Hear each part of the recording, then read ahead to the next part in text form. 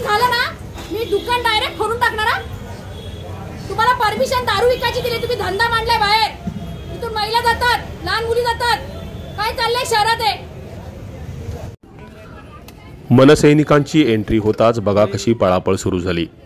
पळापळ करणारे हे खुलेआम दारू पित आहेत। अनेकांनी त्यासाठी शक्कल लढवली आहे। कुणी बिस्लरीच्या पाण्याच्या बाटलीत दारू मिक्स करून पित आहे, तर कुणी या बाटलीला कापडी कपडा गुंडाळून दारू पित आहे।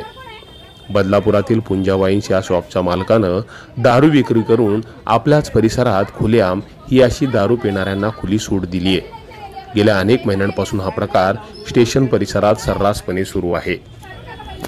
महिला वर्गाला याचा मोठा त्रास होतो, मात्र त्यांच्या या त्रासाला वाचा फोडण्यासाठी कोणी समोर आला नाही। अखेर मनसैनिकांची एंट्री झाली आणि सगळ्यांची अशी पळापळ सुरू झाली। येत्या 2 दिवसात हा प्रकार बंद झाला नाही तर दुकान फोडून टाकू असा इशारा मनसैनिकांनी दिलाय। बदलापूर शहरामध्ये मार्केट परिसरामध्ये हे बिअर शॉप चालू आहे। आपल्याला माहिती असेल की महिला वर्ग जो आहे तो बदलापूर शहरात सुरक्षित नाहीये। बदलापूर शहराचं नाव बदनाम झालं म्हणून मागच्या प्रकरणामध्ये बदनामी बदलापूर शहराची केली गेली, परंतु आता जी परिस्थिती आहे त्या परिस्थितीमध्ये आमच्याकडे बऱ्याचशा महिलांच्या तक्रारी आल्या की आम्ही वारंवार सांगून सुद्धा हे खुलेआम दारू विक्री चालू आहे, पण तरी सुद्धा हे लोक कोणी ऐकायला तयार नाहीत। आम्ही त्यांना बऱ्याचदा सांगितलं तरी सुद्धा ते ऐकायला तयार नाहीयेत। त्याच्यामुळे आज शेवटी आम्ही उतरलो आणि महिला आमच्या सुरक्षित नाहीयेत। कुठेतरी इथल्या इथे म्हणजे आमच्या दारू विक्रीवरती आमचा विरोध नाहीये, तर तुम्ही खुलेआम जी दारू विकताय, की रस्त्यावरती लोक उभे राहून दारू पितायत, तर हे चुकीचं आहे। आणि उद्या जर काही एखाद्या महिलेवरती अत्याचार झाला तर पुन्हा आपला बदलापूर आपल्याला पेटवायचं आहे का? तर त्यासाठी म्हणून आम्ही आज उतरलो आणि जर हे बंद नाही झालं तर नक्कीच आम्ही 2-3 दिवसामध्ये हे मोठं आंदोलन करून हे बिअर शॉप फोडून टाकू। जर अशा परवानगीचं अनधिकृत जे कामं चाललेली आहेत, जे खुलेआम तुम्ही बघत असाल स्टेशनच्या समोरच एक्झॅक्टली रस्त्याच्या म्हणजे स्टेशनवरून जे पब्लिक येते, जे माता भगिनी ज्या येतात आपल्या, त्या सुरक्षित नाही आहेत या ठिकाणी। आणि तुम्ही बघत असाल खुलेआम या सगळ्या गोष्टी चालतायत। पोलीस प्रशासन पण याबद्दल काही बघत नाही, काही लक्ष नाही।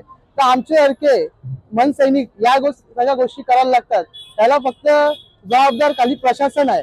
आणि प्रशासनानं आम्ही आवाहन करतो या गोष्टी जर थांबल्या नाहीत बदलापूरमध्ये तर आमच्या भूमिका या अशाच पद्धतीने असणार आहेत।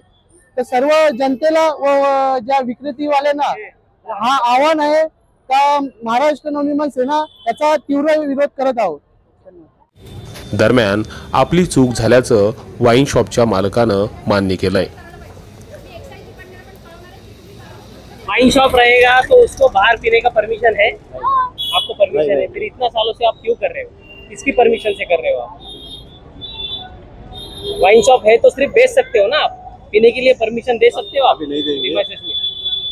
गलती किया है आपने, आपको एक्सेप्ट है गलती किया है, इसके बाद में नहीं करेंगे। आपली चूक जरी मान्य केली असली तरी इतक्या दिवस बेकायदा पद्धतीनं खुलेआम दारू पिण्याची ग्राहकांना सूट देणाऱ्या या वाईन शॉपच्या मालकावर आता तरी कारवाई होईल का असा सवाल या निमित्ताने उपस्थित होतोय।